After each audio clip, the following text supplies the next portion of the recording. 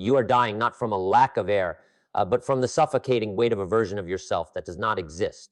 You sit in the dark, paralyzed by the shimmering ghost of a perfect life, a perfect career, and a perfect start, while the reality of your existence decays in the shadow of that very idealism. Perfection is not a standard, it is a clinical diagnosis of fear. It is the most sophisticated form of self-sabotage ever devised by the human ego, a golden cage that feels like a sanctuary but functions as a tomb. You tell yourself that you are waiting for the right moment, the right resources, or the right clarity, but the truth is far more sinister. You are using the pursuit of excellence as a shield to protect yourself from the vulnerability of being seen as a beginner. You have become a curator of potential rather than a creator of reality. Think of the architect who spends 40 years refining the blueprint of a cathedral, but never lays a single stone. He dies an artist in his own mind, but to the world he is nothing but a man who owned a very expensive pencil. This is the paradox of the perfect start. You believe that by aiming for the peak, you are showing ambition, but in the realm of psychology, you are actually exhibiting a deep-seated cowardice. You are afraid of the mess. You are afraid of the unpolished version of your soul being judged by a world that thrives on consumption. Jim Rohn once noted that the soil doesn't care how much you want the harvest. It only cares if you planted the seed. But you are still examining the seed for microscopic flaws while the season for planting quietly slips into the frost of winter. History is littered with the corpses of perfectionists who were outpaced by the imperfect men of action. Consider the brutal pragmatism of Machiavelli. He understood that power does not belong to the man with the best plan, but to the man who can navigate the chaos of the moment. While the scholar debates the ethics of a move, the prince has already conquered the city. The prince is messy, he is flawed, and he makes 1,000 mistakes, but he is the one holding the scepter. You, however, are still in the library, polishing your armor while the war is being won by men in blood-stained rags. There is a specific kind of arrogance in your delay. You believe you are too important to fail, too refined to be seen struggling. You have mistaken your paralysis for high standards, when in reality, it is nothing more than the vanity of the weak.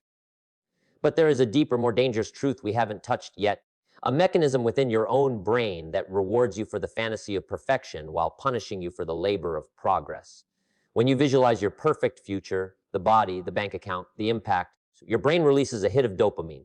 You feel the satisfaction of the win without the scar tissue of the fight. This is a cognitive trap. You are literally getting high on the idea of success, which drains the hunger required to actually achieve it. The man who accepts good enough for today and pushes forward is the one who eventually reaches the extraordinary. Progress is a jagged, ugly, and humiliating process. It is the artist's first charcoal sketch that looks like a child's scrawl. It is the entrepreneur's first product that breaks within an hour. It is the speaker's first presentation where his voice cracks and his palms sweat. The world sees the masterpiece, but the masterpiece is merely the final layer of 1,000 beautiful failures. The Stoics understood this better than anyone. Marcus Aurelius, the most powerful man on earth, didn't write his meditations for a public audience to admire his wisdom. He wrote them in the mud of a military camp, surrounded by the stench of death and the cold of the Danube.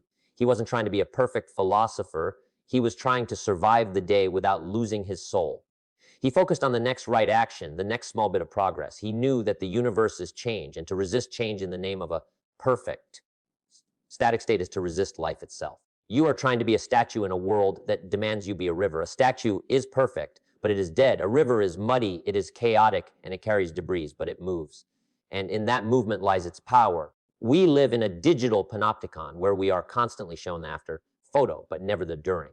We see the highlight reels of a billion lives and conclude that our behind the scenes footage is a failure. This creates a psychological chasm.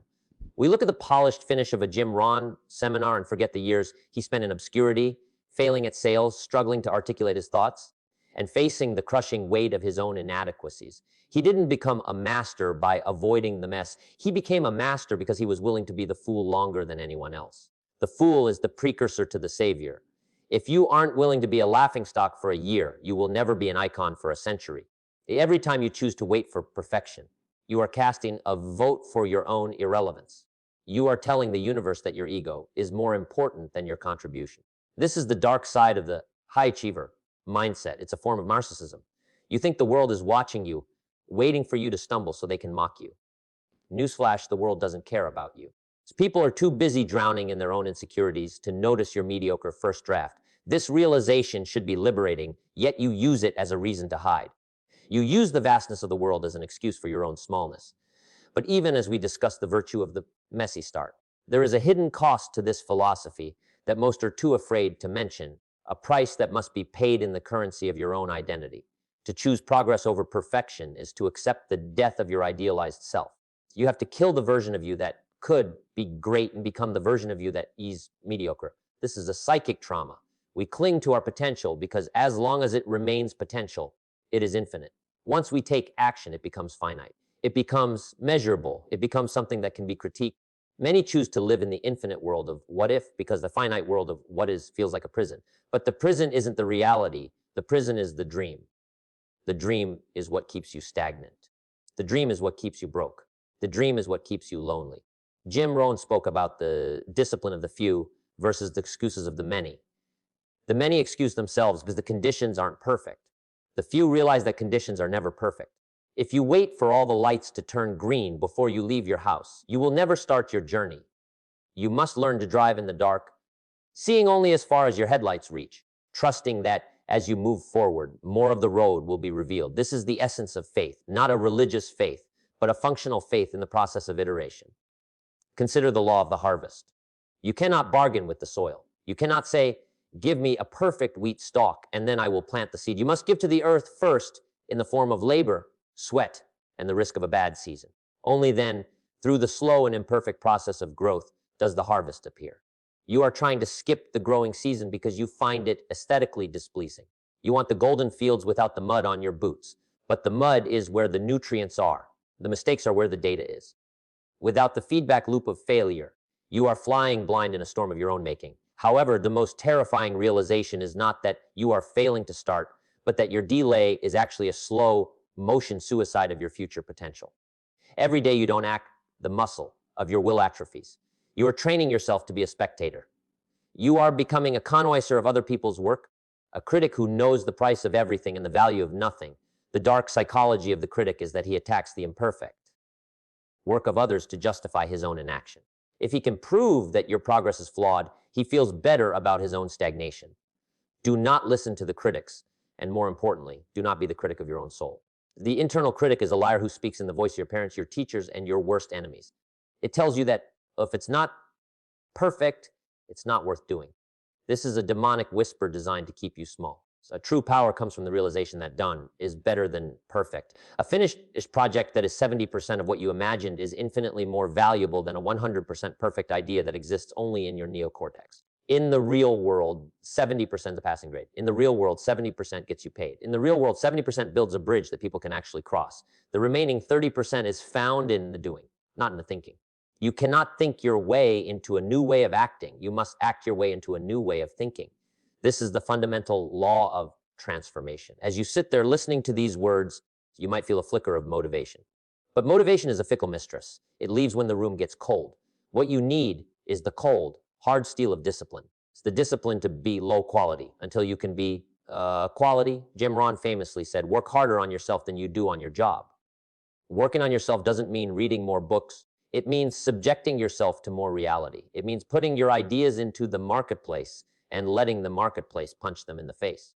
It means taking the perfect version of your dream and dragging it through the dirt until it hardens into something real. But what if I told you that the fear of being not enough is actually a shadow cast by an even greater fear, the fear of who you might become if you actually succeeded? The success is terrifying because it brings responsibility. If you remain a perfectionist who never starts, you can always maintain the illusion that you could have been a king if you had only tried. It is a comfortable lie. But if you start and you make progress and you eventually win, you lose the right to complain. You lose the right to be a victim. You lose the purity of your struggle. Many people choose the perfection of their misery over the perfection of their success because misery is familiar. Progress is alien. Progress demands that you shed your old skin, and shedding skin is a painful, bloody process. The elite don't wait for inspiration. They follow a schedule. They understand that the muse is a worker who only shows up when you are already at the desk.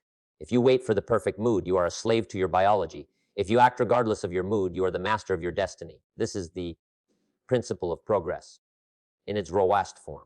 It is the willingness to be bored, to be frustrated, and to be mediocre day after day until the cumulative effect of those small gains creates a landslide of achievement.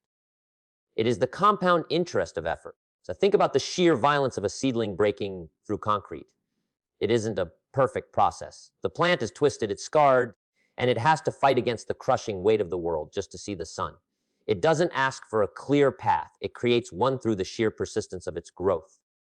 You are that seedling, but you have convinced yourself that you should only grow if the concrete is removed first. The concrete will never be removed. The resistance is the very thing that gives you the strength to stand once you break through. Your flaws are not obstacles. They are the grip that allows you to climb. So as we reach the deeper layers of this philosophy, we must confront the ultimate truth. Your time is a finite resource that is being liquidated every second you hesitate. You are trading your life for nothingness in exchange for the comfort of not being judged. You are worried about the perfection of a life that is currently 80 degrees C towards its end. The clock does not care about your high standards. The grave does not care about your most masterpieces. The only thing that remains is the impact of your actions, however flawed they may have been. So burn the blueprints that you are too afraid to build. Embrace the ugly start. Write the bad sentence. Run the slow mile. Launch the flawed business. The world is waiting for your contribution, not your perfection, good enough. Today, not your flawless, never. Stop being a spectator in the theater of your own life.